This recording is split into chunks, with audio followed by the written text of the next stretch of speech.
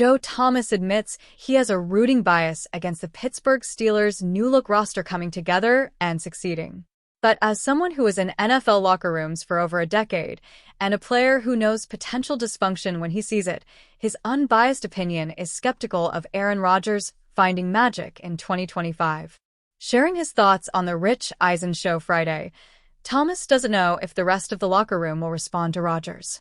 There's not many quarterbacks that have had a bad year coming off injury as they get really old and their third or fourth teams that have found really great success, Thomas told guest co-host Andrew Siciliano. In his 21st and likely final NFL seasons, Rodgers is hoping to turn back the clock several years. To produce something better than the 5-win campaign he led the New York Jets to last season, or the Achilles tear that halted his 2023 season 4 plays into it. Rodgers' last successful season was 2021, going 13-3 and winning his 4th MVP award. But in football years, that's a lifetime ago, and quarterbacks typically don't revive this late in careers. Even if Rodgers finds his groove, the rest of the locker room has to respond to him. Thomas isn't convinced that'll happen either. Really, the big question is, can they get locker room buy-in around him? He said. Earlier on in his career, and even when he went to the Jets, there was a lot of hoopla, and it was easy for the veterans and players on the team to buy all in. This was our lottery ticket. This was our missing piece. He's going to be the guy taking us to a championship. I think that aura around him is kind of gone at this point. Rodgers may be the best quarterback Pittsburgh's had in the post-Ben Roethlisberger era, but his presence did little to convince pundits the Steelers are Super Bowl contenders. Oddsmakers didn't move Pittsburgh's chances an inch, and analysts like Ryan Clark believe the divisional round is as far as the team can go. In the twilight of his career and getting acclimated to new teammates, Thomas offered advice on how Rodgers can become respected. He really needs to humble himself a little bit, I think, and find a way to get the rest of the locker room to buy into what he's selling. And to believe, yes, he can be the Aaron Rodgers of old. Until he does that, I think they're going to be a little lukewarm on his presence. Teammates have praised Rodgers' mentality and say he's bought in. The real test will come once the regular season begins and the team faces adversity. That's when Rodgers' leadership and how much the locker room hears his message will be revealed. Not every offseason addition by the Pittsburgh Steelers is going to be a success.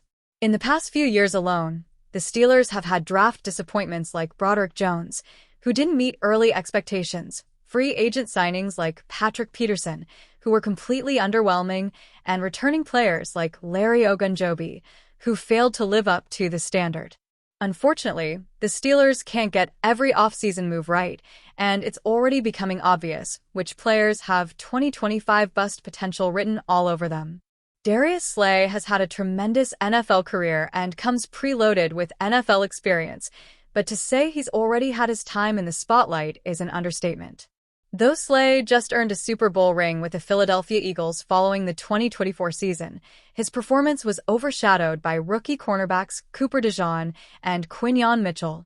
The Eagles were loaded from top to bottom with talent on both sides of the roster, and Slay's impact was fairly minimal last season as he failed to record an interception in 14 starts last year.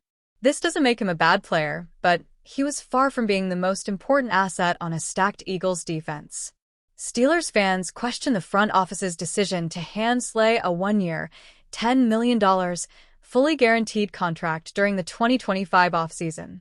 At 34 years old, Slay's performance could hit rock bottom at any given moment, and history suggests that he's already playing on borrowed time for an NFL cornerback. While the Steelers didn't add cornerback competition in the NFL draft until taking Central Michigan's Dante Kent in the 7th round, it was the blockbuster trade that followed in the summer that now makes Slay a true bust signing candidate. The Pittsburgh Steelers may have wasted money on Darius Slay, with Jalen Ramsey now in town. When the Pittsburgh Steelers signed Slay after being cut from the Eagles during the 2025 season, they obviously had no idea that Jalen Ramsey was going to be on their roster before training camp. Had they known, we can probably bet they would have never moved forward with the Slay signing. A defense can never have too many good cornerbacks, but the addition of Ramsey clearly makes Slay the third most desirable of the group. Because of his age, It stands to reason that Joey Porter Jr. and Ramsey will be the starting cornerbacks in Pittsburgh's 3-4 base defense.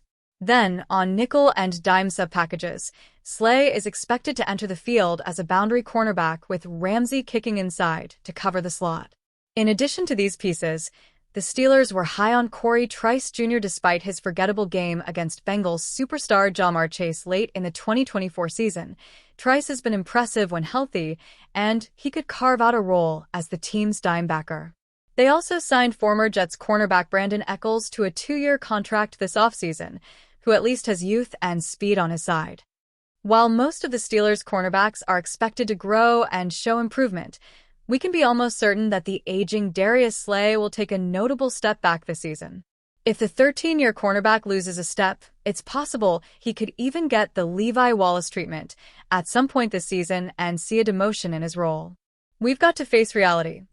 Darius Slay is over 2 years older than the next oldest cornerback currently on an NFL roster who played enough snaps to qualify for PFF grade last season, LA Rams' Darius Williams.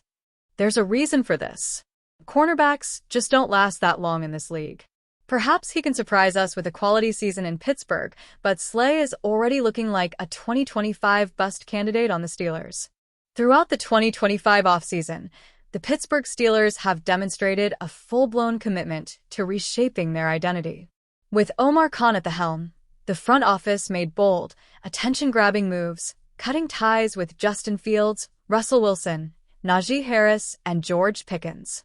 In their place came major acquisitions: veteran quarterback Aaron Rodgers, star wideout DK Metcalf, and tight end Jonnu Smith. Still, despite these additions, questions remain about the team's offensive consistency and overall firepower. Those lingering questions led many to speculate that Pittsburgh might target Pro Bowl receiver Terry McLaurin. With years of underwhelming offensive output behind them, the Steelers would undoubtedly benefit from adding a proven, reliable playmaker like McLaurin. However, each passing day makes that possibility less likely. While Pittsburgh has been in acquisition mode, McLaurin has been dealing with a stalled contract extension with the Washington Commanders. His frustration became public recently when he admitted, "I'm pretty frustrated, I'm not going to lie." And he has reason to be. McLaurin was instrumental in Washington's overachievement last season, posting 82 receptions, 1,096 yards, and an impressive 13 touchdowns. He's more than just consistent. He's clutch, and he deserves to be compensated accordingly. It may be too late for the Pittsburgh Steelers to trade for Terry McLaurin. Unfortunately for Pittsburgh, McLaurin's price tag may now be out of reach. With his camp reportedly seeking a $30 million annual extension, the Steelers, fresh off aggressive offseason spending, would need to make financial gymnastics work to acquire and sign him long-term. That figure could be tough to swallow after handing out big contracts to Metcalf and a notable extension to TJ Watt. Khan's offseason magic freed up additional cap space by reworking Watt's new deal. Instead of earning $30 million this season, the All-Pro will receive $23.3 million in 2025. It leaves Pittsburgh with $25.3 million in cap space and saves them $7 million. The Steelers' remaining roster holes are no secret to Khan and his front office, and if anyone can find creative solutions, it's them. But even with that in mind, Pittsburgh is approaching the edge of what is financially and strategically feasible. Unless McLaurin's asking price drops or the Commanders suddenly become more open to trade discussions, a deal feels increasingly improbable. Make no mistake, Terry McLaurin would be an excellent final piece for a Steelers offense striving for elite status in 2025. However, as it stands, the gap between what is wanted and reality is widening.